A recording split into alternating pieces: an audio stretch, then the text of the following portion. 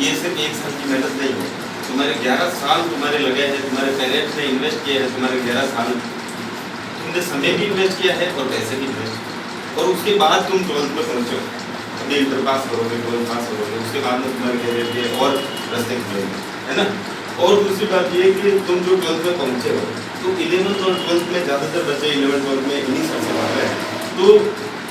इन sir का दरअसल में मोटिव सिर्फ और सिर्फ ये रहता है कि स्टूडेंट का जो हित है वो सर्वोपरि रखते हैं। स्टूडेंट का हित बिल्कुल क्या रखता है, सर्वोपरि, है ना। और दरअसल में ये अपन तो क्या है, हम वैसे पहले साइंस के हिसाब से ही चला रहे थे, लेकिन अपने हिसाब से मैंने कहा कुछ बहुत अच्छी फैकल्टी हो तो हम उनसे संपर्क करें। और हालांकि ये कोई आप कभी ये इस टाइप से समझने की आवश्यकता नहीं है कि ये फैकल्टी के साथ है। दीपक सर मेरे बड़े भाई के समान ये कब से ही मतलब क्या है कंटिन्यू गाइड कर रहे हैं, और ये बिल्कुल अपने फ्रेंड के समान है, मित्र है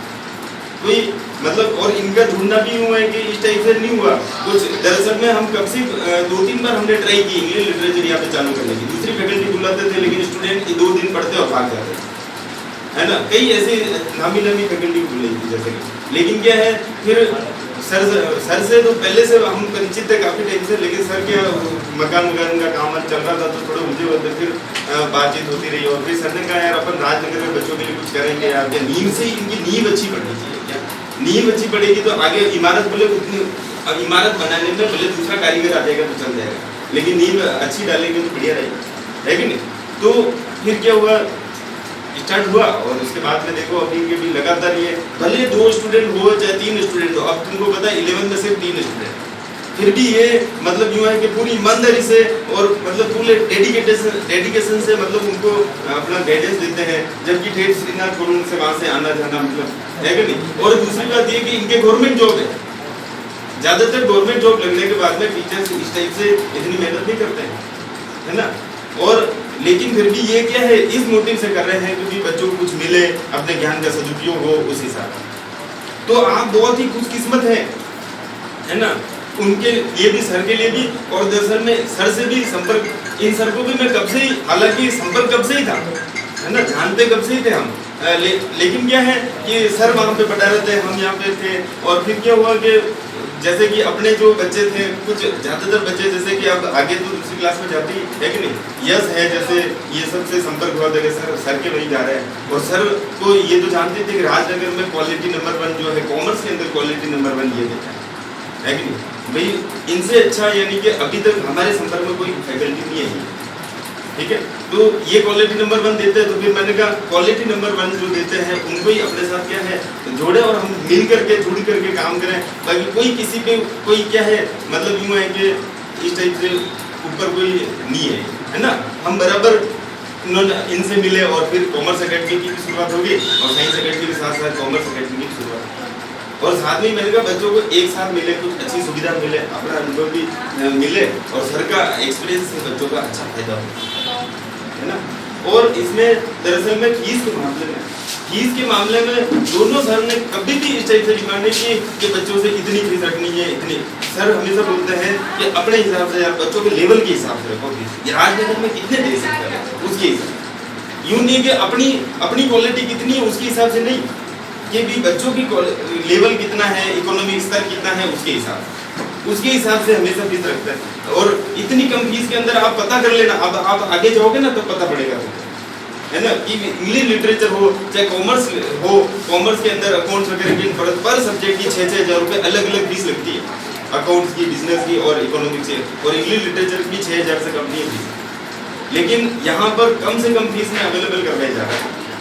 दूसरी बात, किसी कोई स्टूडेंट पढ़ता हुआ बीच में ड्रॉप कर रहा है या इकोनॉमिक प्रॉब्लम्स के कारण प्रॉब्लम आ रही है उसको, तो भी सर यूँ दोनों ही सर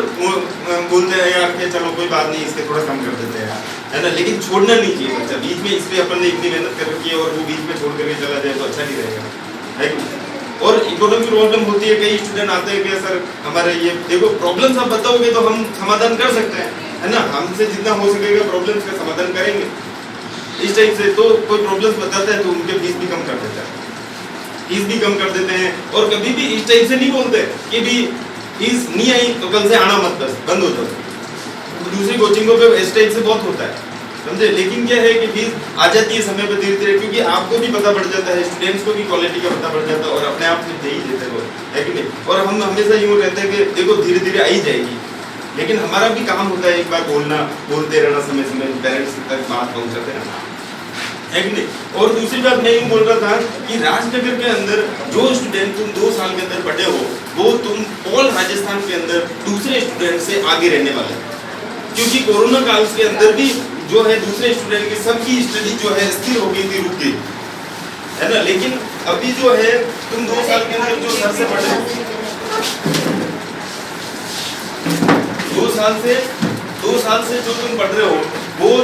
तुमने भले तुम प्रमोट हुए हो 11th में, डोंट वरी, लेकिन सिर्फ एग्जाम देना ही ध्यान लेना नहीं है। भले प्रमोट हुए हो, लेकिन आपने पूरे साल पढ़ा है उसको, है ना, एक एक चीज का नॉलेज लिया है, तो वो तुम दूसरे राजस्थान के बच्चों से आगे रहने वाले हो। आगे कंपटीशन में आओगे तो देखना, तुम महसूस करोगे इस बात,